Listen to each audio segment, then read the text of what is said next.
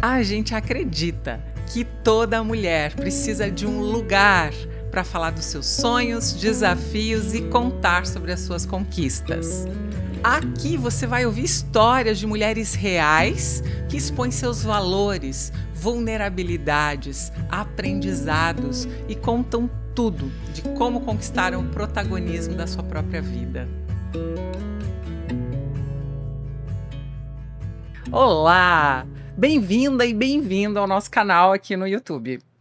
Olha, a gente acredita e a gente existe porque toda mulher precisa de um lugar para falar dos seus sonhos, desafios e contar sobre as suas conquistas. A gente acredita que as histórias de vida das mulheres, mulheres reais, como eu e você, são um farol. Porque quando a gente passa por um lugar e a gente supera aquilo, nós podemos iluminar a jornada de outras mulheres. Obrigada porque você está aqui.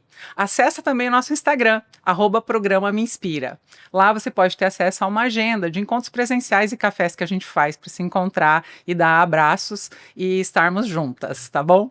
Outra coisa, nós estamos também no Instagram. Você pode acessar @programa Me Inspira lá no Instagram, aqui no YouTube também é @programa Me Inspira.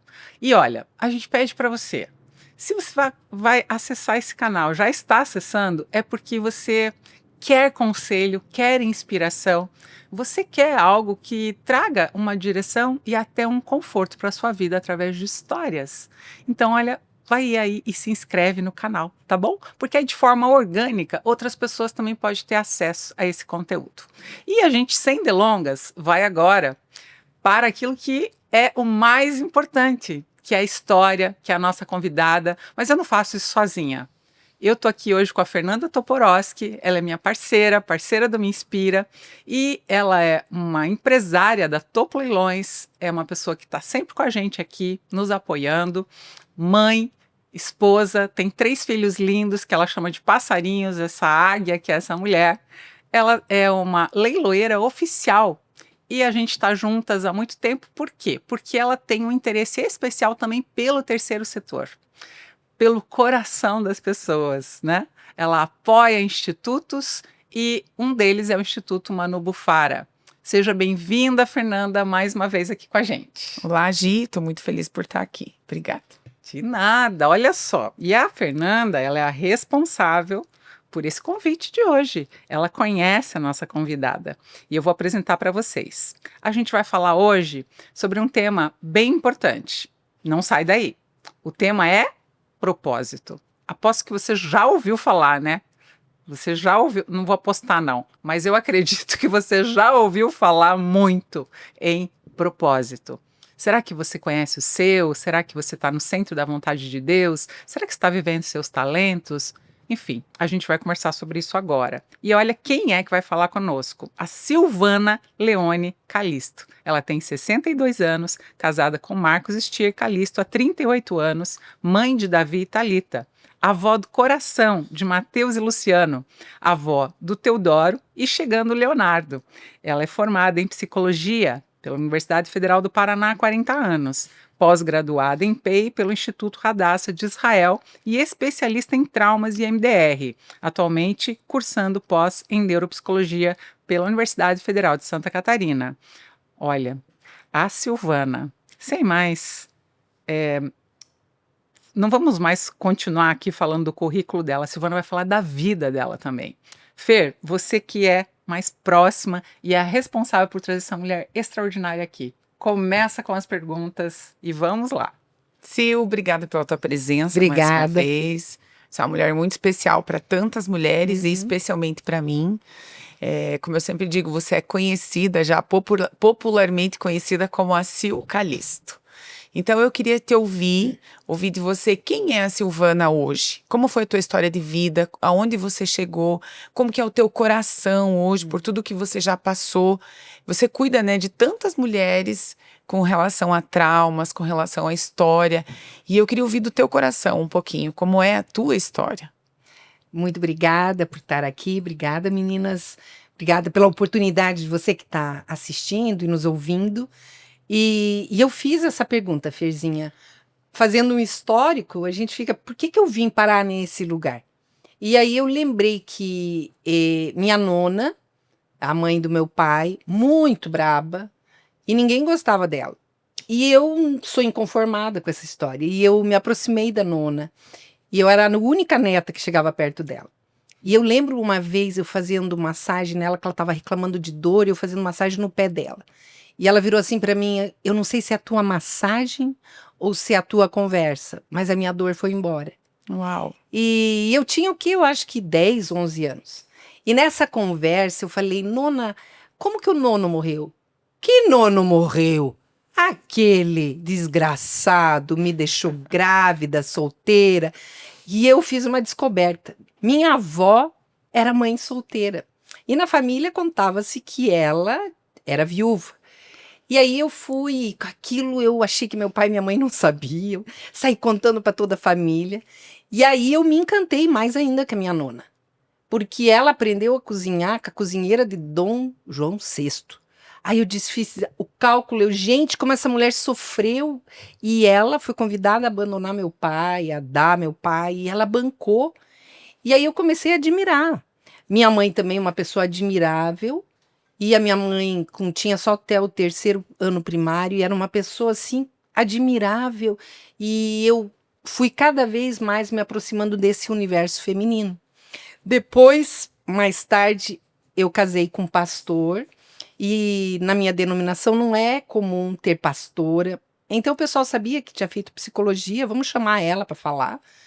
E aí eu começava a falar e me aproximar cada vez mais do universo feminino, onde as mulheres vinham falar de dores, coisas que elas não tinham coragem de falar para os seus pastores, para os seus maridos, porque não eram acolhidas e até porque as pessoas não eram preparadas para acolhê-las naquele sentido. Depois a gente foi trabalhar no meio de árabes, e no meio de árabes eu me aproximei mais ainda do universo feminino, porque principalmente na fronteira que a gente esteve, Cidade do Leste, Foz do Iguaçu, a colônia muçulmana é predominante. E o Islã, ele apregoa que a mulher, quando vem conversar com um homem, ela está assediando esse homem. Então, mais ainda, eu me aproximei das mulheres. E no secreto da casa dessas mulheres, encontrava mulheres com hematomas, mulheres que estavam sofrendo, meninas de 13, 14 anos, porque já tinham menstruado a primeira vez, eram dadas em casamento para homens de 60, 65 anos. E longe da mãe, que estava no Líbano, eu acabava adotando essas meninas em aconselhamento, em cuidado, em amizade.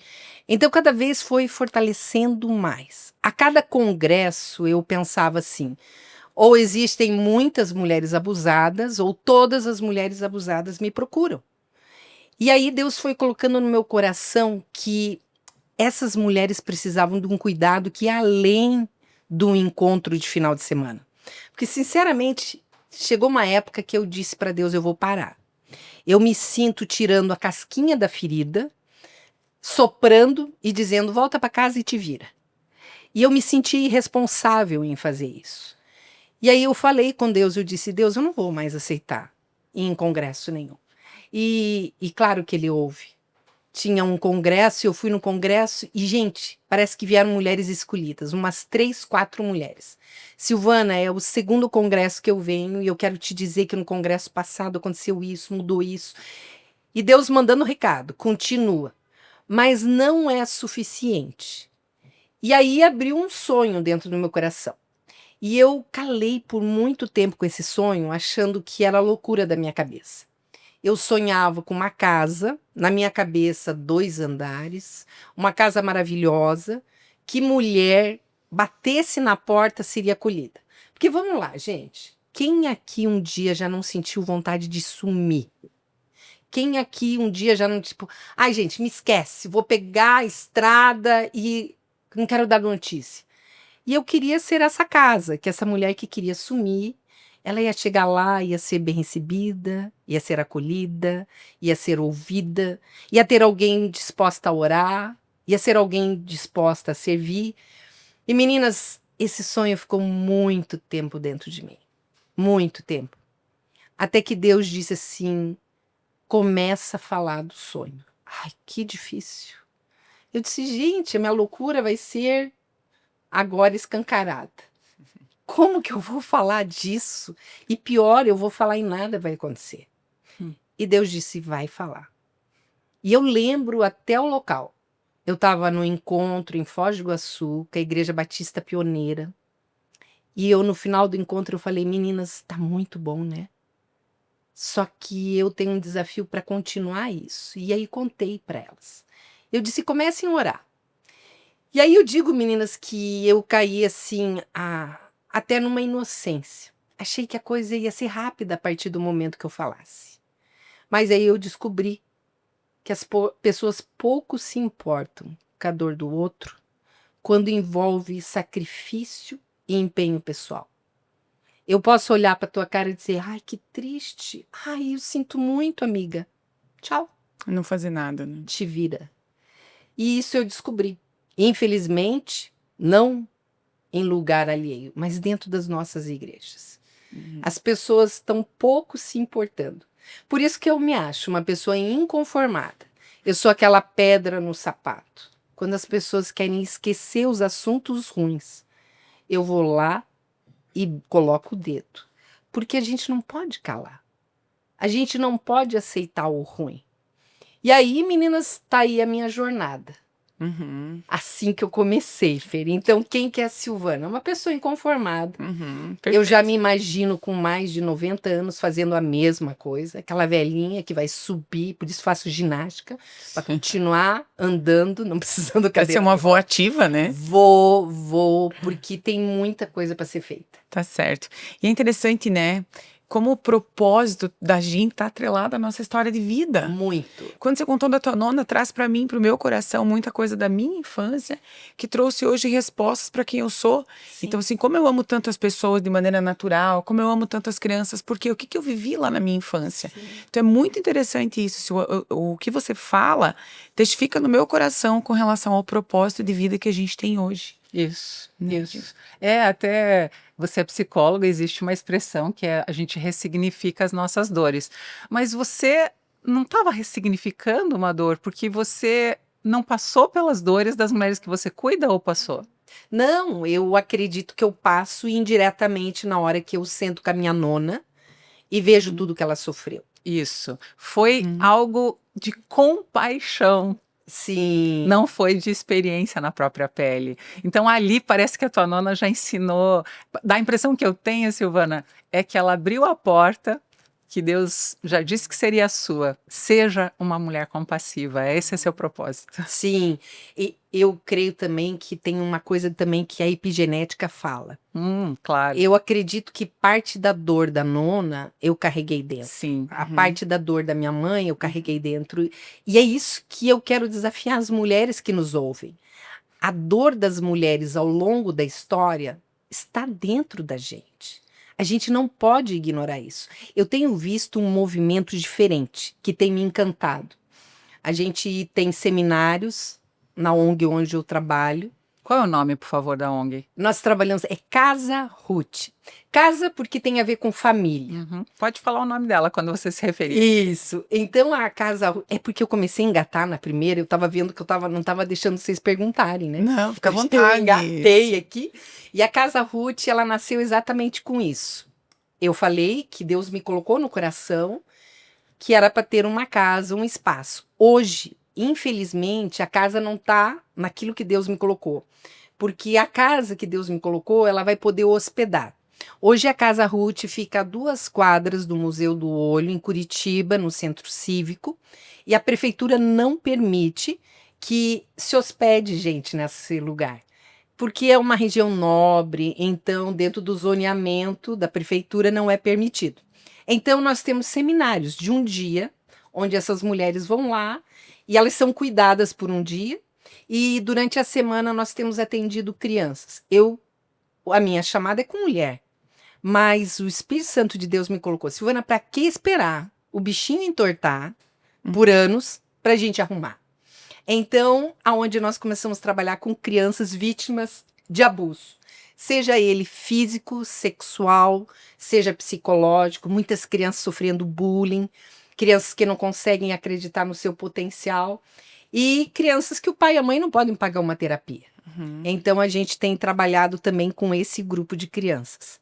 Então hoje a Casa Ruth é um lugar aconchegante, a Fê já foi lá. Sim, muito legal. A gente tira chinelo quando chega. As guria, Silvana, para que tirar o sapato e colocar chinelo? Você tá chegando em casa. Uhum. Você tá chegando em casa. E Ruth é a história dela com Noemi na Bíblia, que quando não existia homens, porque os homens da família tinham todos morrido, e numa época em que havia muita carência financeira, Ruth e Noemi se uniram para sobreviver literalmente.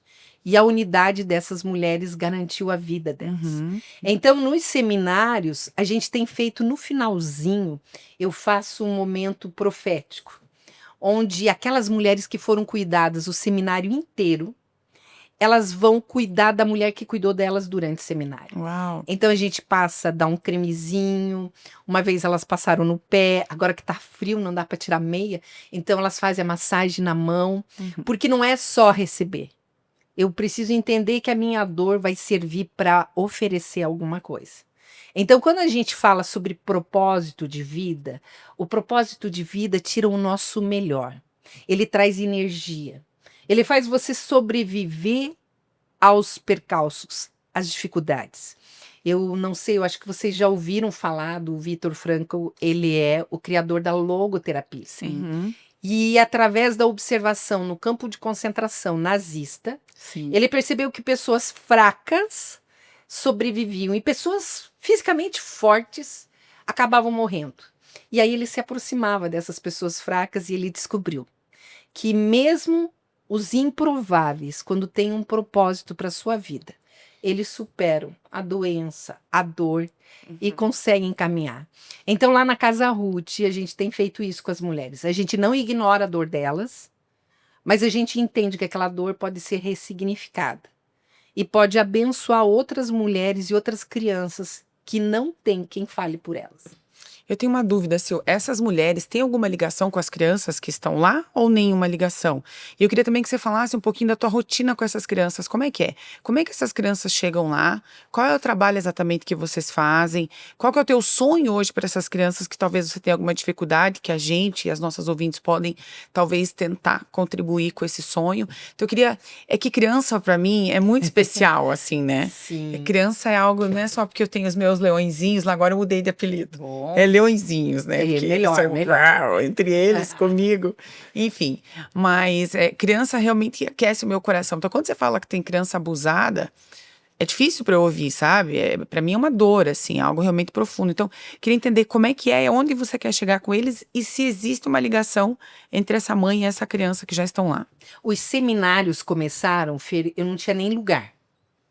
Aí Deus disse, comece. Eu, legal, sem dinheiro, sem lugar, o senhor quer que eu comece? Ele só dizia, começa. Aí o que que eu tenho? Amiga. Eu disse, bora.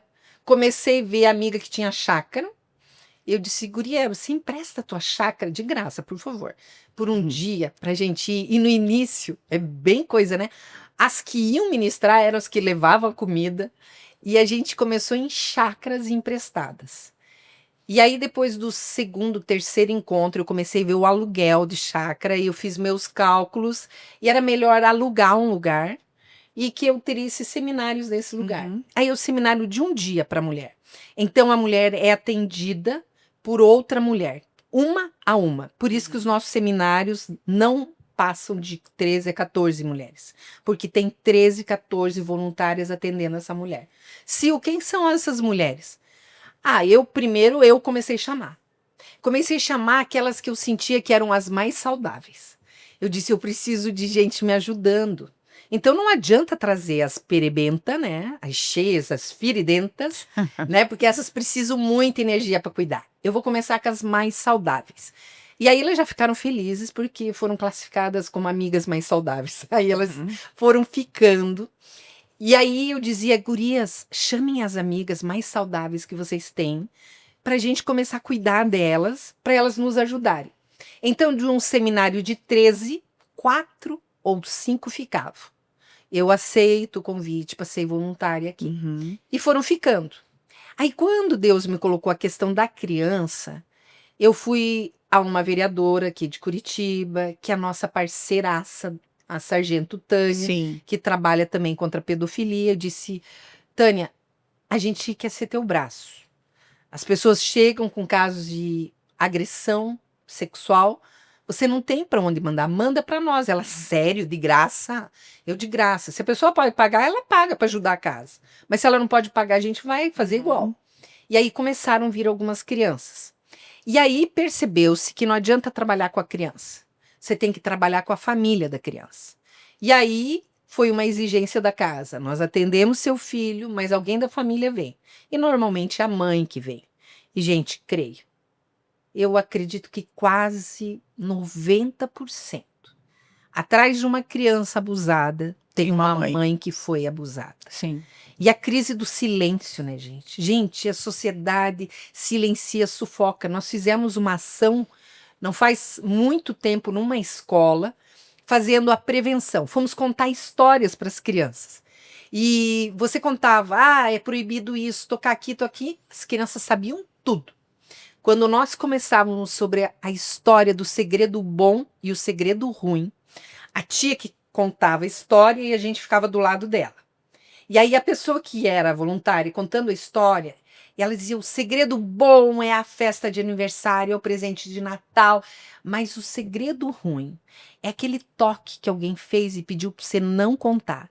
A gente do lado ficava olhando o olhinho das crianças, as que tinham um segredo ruim abaixavam o olhar. Ai, A gente saía da frente, ficava do lado da criança e olhava para ela. Você tem um segredo ruim. E elas começavam a chorar, nos abraçar. Numa ação de uma tarde, nós conseguimos 5 casos. Desses 5 casos, quantos vieram parar na Casa Ruth? Nenhum. Por que que nenhum? Porque a família diz assim, não fala que ela esquece. Não fala. Não fala que passa. E aí um dia, no seminário da Casa Ruth, a gente orando antes das mulheres chegarem, eu me emociono, porque Deus falou assim, Silvana, as mulheres que estão entrando aqui foram aquelas crianças que um dia mandaram calar. Isso. E hoje elas são adultas e elas estão procurando ajuda. Gente, quando essa consciência veio, aí eu me emocionei muito, a equipe toda. Então a gente recebe as mulheres como quem recebe uma criança que foi ferida e não foi cuidada na época certa. Mas as mulheres que vêm na casa, elas ouvem o caso do sobrinho, o caso da vizinha, o caso... E aí as mulheres que vêm para casa, elas não estão mais aceitando silenciar. E elas pegam no pé da vizinha, não, tem um lugar bom, você vai levar para esse lugar, você vai levar para Casa Ruth, eu vou junto com você. Então é a tia que traz, é a vizinha que traz. E nós já tivemos caso da mãe trazendo. Gente, teve um caso lindo, lindo, lindo. A mãe engravidou fruto de um estupro. E ela se deu conta no 3º, 4º, 5º mês. E ela queria abortar. E a tia, uma safada do bem, eu vou te ajudar, mas não ia ajudar. Ela disse, eu vou te ajudar para acolhê-la. Aí ela, tia, mãe, o pai não pode saber. Pode deixar que eu te ajudo. Eu te ajudo. Foi enrolando. Resultado, ela não abortou. Essa criança nasceu. E essa mulher veio para Casa Ruth. A mulher que teve essa filha, fruto de um abuso sexual. Não foi abuso, foi um estupro. E lá na Casa Ruth, ela ressignificou. Ela tinha muita dor e aquilo saiu. E era uma mulher líder. Ela disse, e ela dá esse testemunho abertamente. Eu acreditava que isso estava resolvido. E aqui eu descobri que não estava. E foi tão bom para ela, ela disse, eu vou trazer minha filha. E a filha, já com 18 anos, veio para Casa Ruth. E nós temos no seminário um momento de oração do ventre. E na oração do ventre, essa menina chorou do 1º ao 2º, ao 9º mês de concepção. E ela ouvia uma voz que dizia assim, você é a ferida da alma da sua mãe. Você é a ferida da alma da sua mãe. E no final, quando acabou, a gente pergunta para o Espírito Santo de Deus qual é a verdade que liberta. Essa menina começou a chorar, chorar, chorar, e a gente querendo saber o que que Deus tinha falado. E ela disse: Deus acabou de dizer para mim que eu sou o bálsamo da ferida da alma da minha Que mãe. lindo. Eu não precisava ter nascido. Uau. O estupro já tinha acontecido. Mas eu ter nascido foi o conforto e o consolo para minha mãe. Que lindo. Essa menina hoje mora nos Estados Unidos, casou com um americano e creiam, a sogra dela é uma militante contra o aborto nos Estados Unidos, onde é permitido. Ela, Silvana, olha o que que Deus fez. A gente fez uma live recentemente com ela lá nos Estados Unidos. Ela, Silvana, olha o que que Deus fez. E ela hoje é uma militante falando, gente, apesar do estupro, a criança que está dentro do ventre da mãe pode ser uma benção. Não precisa ser uma maldição. Mas mesmo que essa mãe não queira, existem famílias que querem. Na casa mesmo, nós temos voluntárias que foram adotadas, são pessoas hoje que aprenderam a ressignificar a sua dor e estão abençoando outras mulheres. Então, fui respondendo às crianças que têm chego até nós, encaminhadas por vizinhas, primas, vereadora. Ainda igreja, a gente não viu nenhuma igreja encaminhando para a gente. Recentemente eu me encantei que foi um psiquiatra que encaminhou, porque ele conhece a técnica, e a técnica se chama EMDR, a gente readaptou ela para ser trabalhada por leigos, então a gente trabalha e a gente chamou de ABRE, ativação bilateralizada com ressignificação espiritual. Nós ativamos o cérebro, mas ressignificamos perguntando para Deus qual é a verdade dele para aquela vida. Qual é a verdade de Deus suficientemente forte para acabar com aquela mentira que tem escravizado aquela pessoa. E quais são as verdades que vêm? As verdades que nós temos ouvido. Mesmo que ninguém te quis, você é plano meu. Você é plano meu. Esse tem sido a maior ferida. Eu lembro de uma pessoa que veio me contar, ela disse assim, Sil, eu conto pra você porque outras vão me chamar de louca. Psicóloga já é meio, tem essa fama que é meio doida, então pra nós tudo é normal. Ela, Sil, tinha um problema com a minha mãe. E aí eu procurei ajuda. E aí foram orar comigo. E orando comigo, eu me vi dentro do ventre da minha mãe. Ela disse, Silvana, eu via o canal de saída, a mão do médico, eu vi até o azulejinho verde da maternidade das antigas, era verdinho claro, e eu dizia, eu não vou sair daqui porque ela não me quer, eu não vou sair daqui porque ela não me quer. Ela, Silvana, quem estava me auxiliando, disse que eu fiquei 1h30 gritando a mesma coisa. Eu só quis sair quando eu vi a mão do médico envolta por uma mão que brilhava e uma voz que dizia, eu quero que você venha.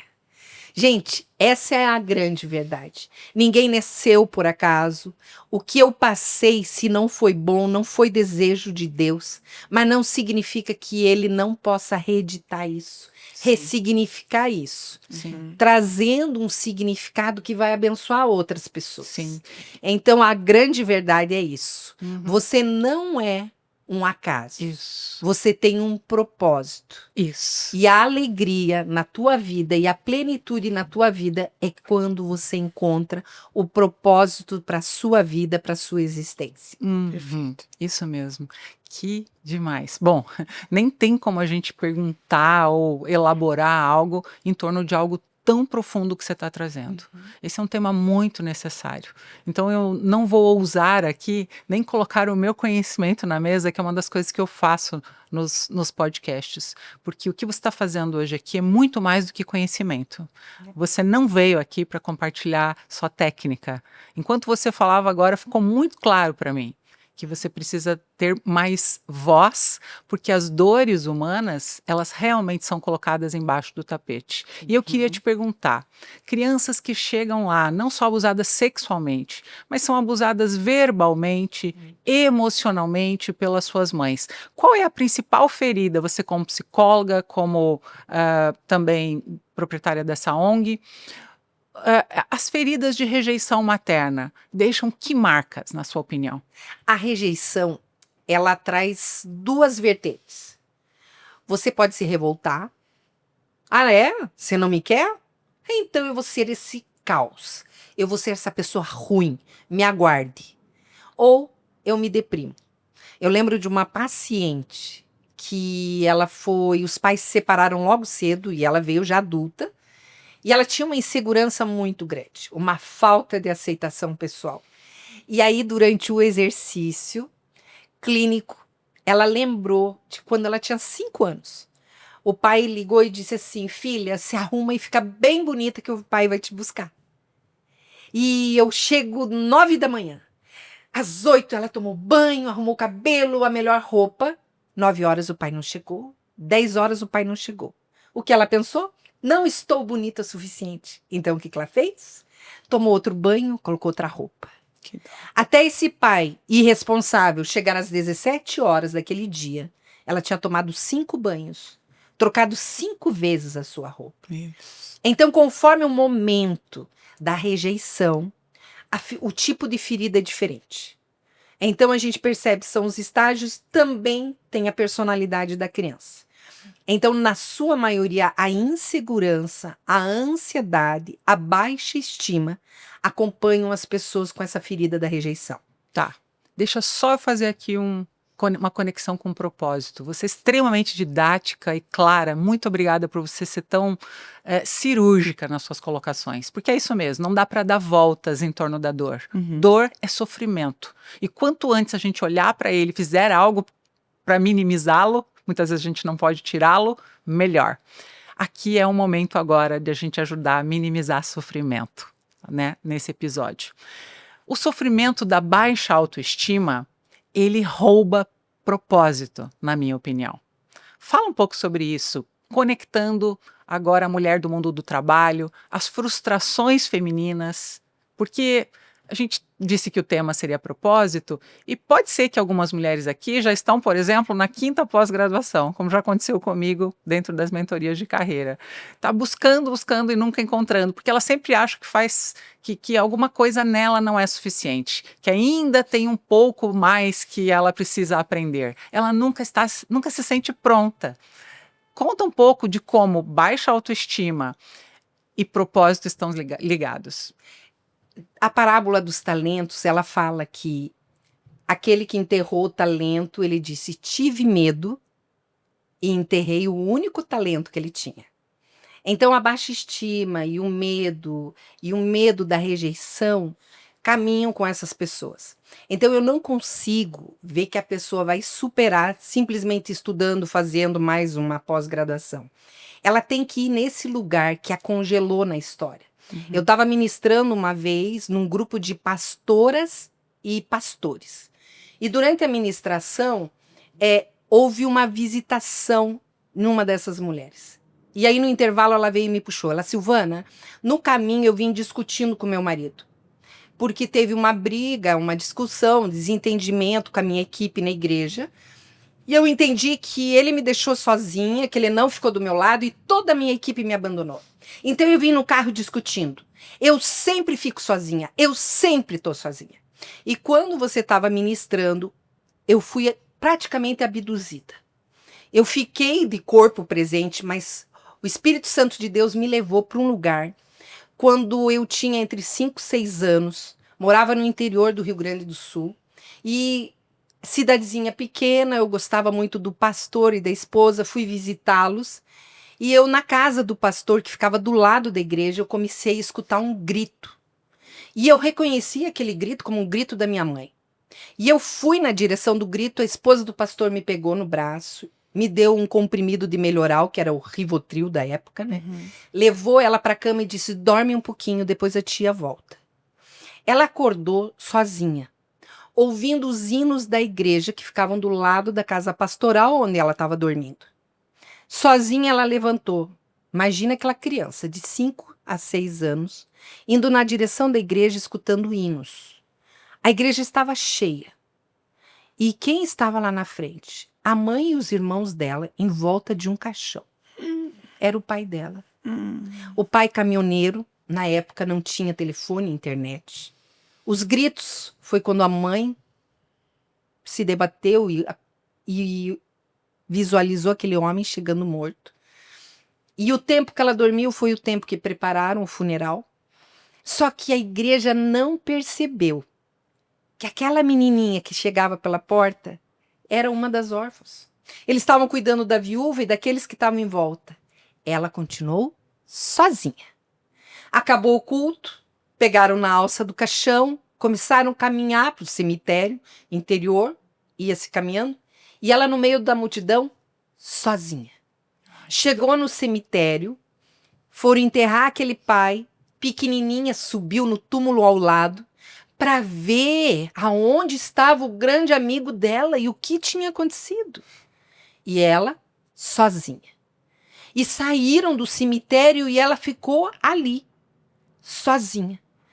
E quando ela viu isso, ela, agora entendi, Senhor. O tempo todo da minha infância, na morte do meu pai, eu tive sozinha. E ela ouviu Jesus dizendo, tá? Pergunta agora, onde eu estava? Nossa. E aonde o Senhor estava? E ela disse que parece que como Jesus passasse um novo filme. Todos aqueles momentos que ela se viu sozinha, ela viu Jesus do lado dela. E ele disse, filha, enquanto você estava naquele túmulo e todo mundo foi embora, eu permanecia com você.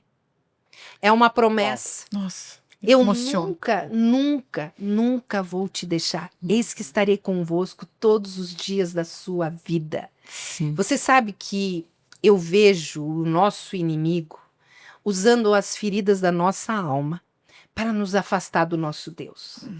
Ele tinha semeado no coração de uma esposa de pastor, numa pessoa que conhecia a Bíblia, que ela andava sozinha. Ele usou essa ferida.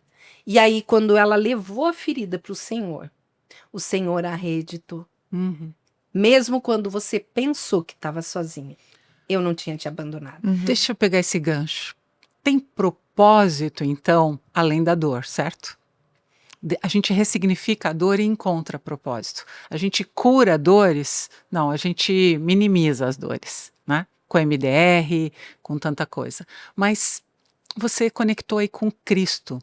Eu queria que você falasse uma mulher quando encontra Cristo e uma mulher que ainda está buscando a sua fonte de espiritualidade. Qual a diferença entre as duas em termos de propósito? Falando de mulher para mulher, não sendo Marisa, né? O que acontece? Nós mulheres temos a tendência de procurar um homem para nos dar o suporte, para nos dar o amor, para nos dar o acolhimento, e a gente se torna refém. Cristo Jesus é o único que pode nos suprir em profundidade naquilo que eu preciso. É isso. Eu não vou procurar um parceiro porque eu preciso de um homem, eu preciso de um protetor. Eu escolho caminhar com essa pessoa. Mas eu não preciso dela, porque eu encontrei a suficiência em Cristo Jesus. Essa é a mulher que encontrou em Jesus esse amor incondicional. E falo amor incondicional porque se você for na Bíblia, as passagens que mostram Jesus e as mulheres, mostram mulheres rejeitadas, improváveis. Então, aquela mulher curvada no templo que as pessoas nem enxergavam mais ela, e Jesus enxergou e chamou ela. Era aquela mulher com fluxo de sangue que ninguém chegava perto porque era impura. Ela tocou Jesus e Jesus chamou ela de filha. Era a mulher samaritana que era tida como quase uma prostituta, e Jesus vai e conversa com ela. Era a prostituta que foi trazida, a mulher pecadora, jogada para ser apedrejada aos pés dele, e ele perdoa. Então ele está dizendo que não me importa a condição que você chega até mim. O amor incondicional, o perdão e a aceitação incondicional a gente recebe de Cristo Jesus. Isso. A mulher que não encontrou isso é a mulher que está procurando em relacionamentos, até na profissão workaholic. Vou trabalhar, eu vou arcar com a minha família, vou cuidar dos meus sobrinhos, vou cuidar dos meus pais, eu vou cuidar, vou fazer. Só que quando ela para no fim do dia, ela se sente vazia, porque ela se sente usada. Mas na realidade ela não é usada, ela se permite usar para fechar um buraco da alma dela. E quando Jesus se aproxima, ele não pede performance. Uhum. Ele só quer um relacionamento. Isso. E é isso que a gente faz na Casa Ruth. A gente mostra para as mulheres que Jesus continua vivo hoje, que nos ama, que nos acolhe e que se importa com a nossa dor. Isso. E aí a dor não foi uma intenção, mas se ela ocorreu, existe como fazer dessa dor virar em bênção, porque Cristo Jesus, ele sofreu na cruz. Uhum. E o sofrimento dele foi que nos deu condição de a gente adentrar a presença do Pai através do sacrifício dele na cruz. Fê, a gente tá indo pro final. A gente podia ficar 2 horas com ela, né? Nossa, voou. Tem tanta coisa que eu queria perguntar. Mas então, você tem 10 minutos para perguntar Desculpa, tudo o que engatei você a quiser. Imagina, se é tão bom te ouvir, você fala Agora assim, eu não pergunto mais nada. Fica imagina, Gi, você fala do coração, você fala da Nossa, alma, eu do tô aqui, ó, espírito, eu sinceramente, também. Limpando o rímel. eu tô impactada aqui. Muito legal. E eu sei que você tem muito conteúdo para entregar ainda. Até você vai fazer, né, um chá, um café nos próximos dias. Até a gente vai, né? Vamos divulgar também, prestigiar. vamos. Aham. Então, para nós é uma honra poder te ouvir. Mas eu queria te perguntar assim, primeiro, antes da pergunta principal de encerramento, o que você sonha para Casa Ruth? O que você imagina dela daqui 1 ano, 2, 5 anos? Porque a gente no mundo dos negócios, a gente tem muito planejamento, né? Visão. Fer, Planejamento estratégico de 1 ano, de 5 anos, quero Fer, crescer, quero avançar. E Tô você? fomentando. A coisa principal hoje, a gente gostaria muito de ter um espaço nosso.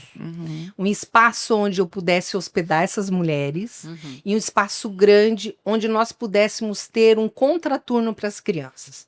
As crianças pudessem entrar lá, ter um espaço privado para elas, planejado, onde elas pudessem fazer dinâmicas para mexer com a estima, mexer com as capacidades dela. Hoje nós fazemos na Casa Ruth oficina das emoções, ensinando as crianças a lidar com as suas emoções.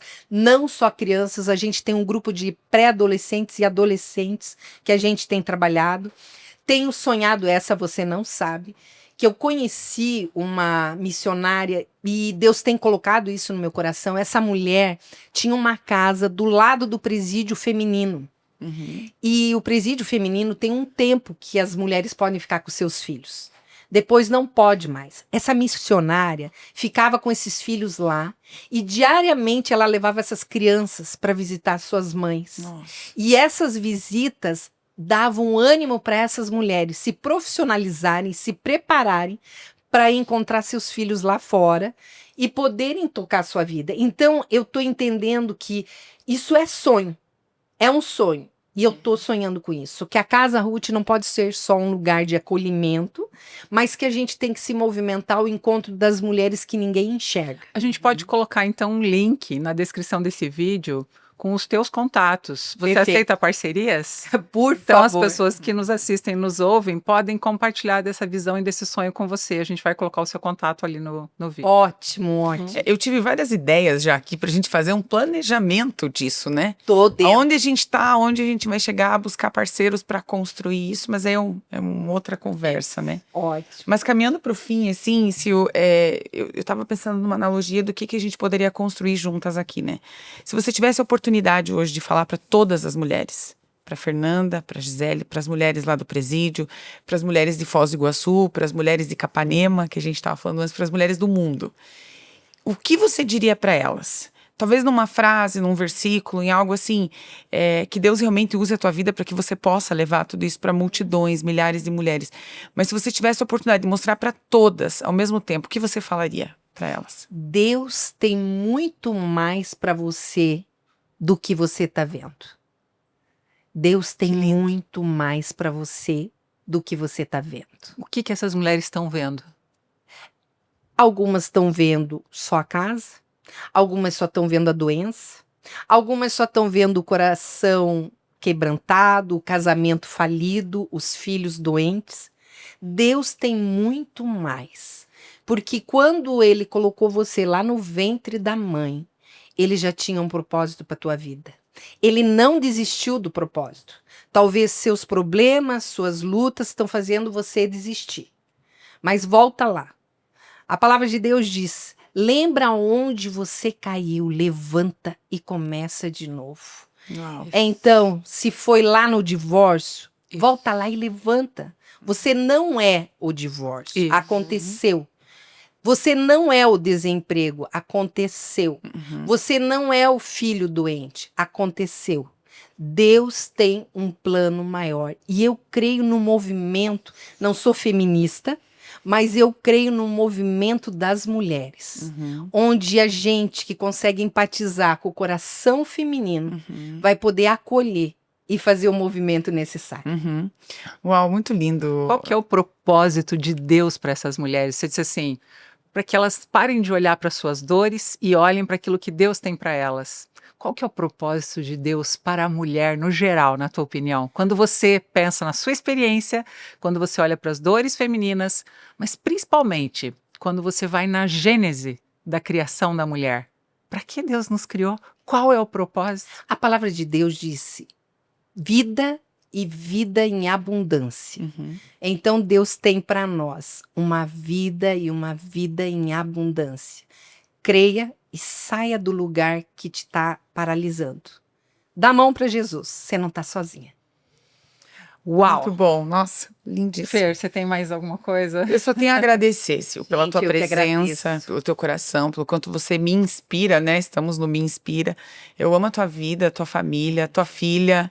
E conte comigo para o que você precisar, Amém. para o avanço da Casa Ruth, Amém. para o avanço do teu ministério. Eu vejo que Deus coloca pessoas nas nossas vidas por algum propósito. Então você veio para mim para curar muita ferida da minha alma e talvez eu esteja na tua para te ajudar nesse chamado. Amém. E falando em ajudar nesse chamado, a lealdade entre as mulheres é algo que tem me desafiado. Você disse que é uma inconformada e eu sou uma inconformada da deslealdade da competição feminina. Então me fala, por favor, finaliza agora esse momento aqui, foi um insight que eu tive, em termos de propósito e lealdade, como é que a gente pode juntar mulheres para que então a gente seja ainda mais forte para chegar nas visões e sonhos que temos? É isso que eu tenho te dito. Eu tenho percebido esse movimento. Sempre percebi a deslealdade, como você falou. Mas de um tempo para cá, eu tenho sentido um movimento profético.